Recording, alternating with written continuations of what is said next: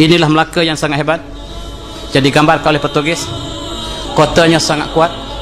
Kotanya bukan kayu tapi batu. Tetapi sayang, orang ini bernama Tosilana. Tosilana menulis sejarah yang palsu. Dia menulis sejarah Melayu. Dia mengatakan orang Melayu berperang dengan lembing dan keris. Ini ialah pembelot yang bersama dengan Portugis.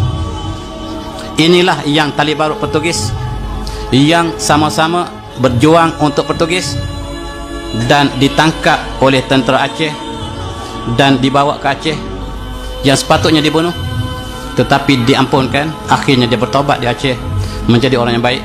Tapi tulisannya sejarah Melayu ataupun Suratul Salatin ini mengandungi berbagai-bagai sejarah yang palsu, mengatakan orang Melayu sangat lemah, bodoh dan tidak ada teknologi sebab dia bercakap bagi Pak Portugis. Dan sayang, buku ini diisytiharkan sebagai karya agung Melayu oleh UNESCO, dan itulah sebab mereka tidak akan pilih karya ini sekiranya karya ini tidak berpihak pada mereka. Lihat oleh Melaka.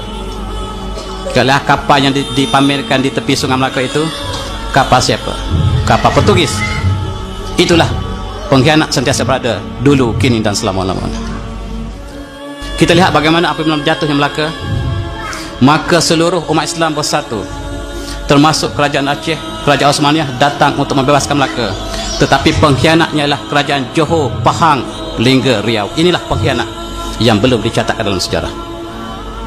Pahang, Johor, Lingga, Riau, inilah pengkhianat yang bersama dengan Portugis mempertahankan Melaka. Apabila Melaka diambil alih oleh Belanda, satu kisah yang cukup sedih berlaku. Semua ulama telah berpadu melantik orang ini, namanya Raja Haji, untuk menjadi komander besar seluruh alam Melayu menentang Belanda. Kita lihat dia telah terkorban, syahid di Teluk Ketapang. Sebelum dia syahid, dia menulis surat ini. Kita kenang apakah yang ditulis oleh dia. Dia kata, pada hari ini tanggal 19 Rejab 1998 Hijrah, warkah ini kutulis di atas sejadah, menghadap kiblat dalam keadaan berwuduk.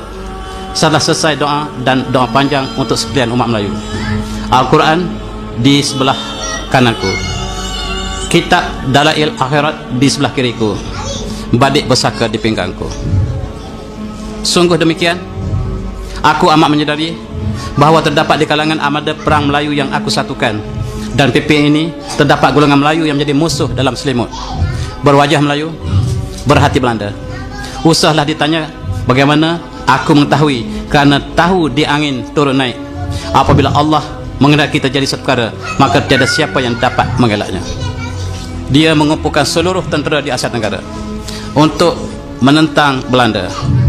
Tetapi dalam tentera dia dikumpul, diberi rasuah oleh Belanda, sehingga inilah yang disebut sebagai wajah Melayu, berhati Belanda. Apabila Inggris datang ke sini, berwajah Melayu, berhati Inggris. Sejarah telah berulang. Ketika Portugis, berwajah Melayu, berhati Portugis. Itulah sejarah bangsa ini, bangsa yang paling mudah dimanipulasikan oleh penjajah. Apa kata seterusnya oleh Raja Haji? Dia kata, biar mereka masuk menyelinap ke dalam kubu kami dan mengepung aku. Maksudnya munafik yang sedang menjadi tali barut British atau Belanda datang mengepung panglimanya sendiri. Syak Pasik, yakin saleh, batulah yang menjadi juada. Ini bahasa Raja Haji. Nah, wahai si munafik, aku sekali tidak pernah takut pada kalian. Marilah kita berdepan sebagai lelaki Melayu yang sejati. Engkau kendolah panji perjuanganmu, aku kendong panji perjuanganku. Nyawa kita di tangan Allah. Matiku di medan perang ini tandanya sentiasalah aku hidup di sisi Allah. Matimu di medan perang tandanya celakalah kamu di akhirat nanti. Mereka berani mati sehinggalah petualang bangkit daripada sujud. Tatkala imam dan jemaah masih bersujud, lalu ditancam pisau di belakang antara mereka. Maka sekali lagi tidak mengundang-gundah, karena apabila sudah datang janji Allah, maka syahidlah dia. Jika ditikam itu masih hidup, maka dia akan menjadi saksi si petualang itu. Ini catatan yang disebut oleh Raja Haji. Mereka bersolat, sama-sama bersujud.